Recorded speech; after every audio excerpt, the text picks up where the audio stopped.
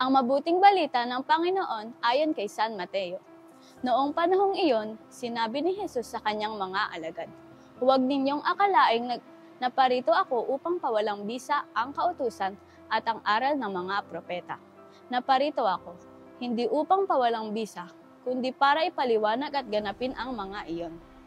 Tandaan ninyo ito, magwawakas ang langit at ang lupa, ngunit ang kaliit-liitang bahagi ng kautusan ay di mawawalan ng bisa hanggat hindi nagaganap ang lahat. Kaya't sino mang magpawalang halaga kahit sa kaliit-liitang bahagi nito at magturo ng gayon sa mga tao ay ibibilang na pinakamababa sa kaharian ng Diyos.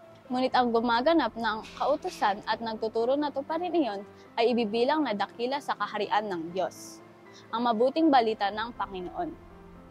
Itinuturo ni Jesus na hindi siya naparito upang buwagin ang kautusan, kundi upang ganapin ito. Ang tunay na pagsunod sa Diyos ay hindi lang sa salita, kundi sa gawa. Naway maging tapat tayo sa kanyang mga utos, hindi lamang para sa ating sarili, kundi upang maging mabuting halimbawa sa iba. Manalangin tayo. Panginoon, turuan mo akong sumunod ng tapat sa iyong mga utos. Huwag mo akong hayaang maging maligamgam sa pananampalataya. Naway ipakita ko sa gawa ang aking paniniwala at maging mabuting halimbawa sa iba.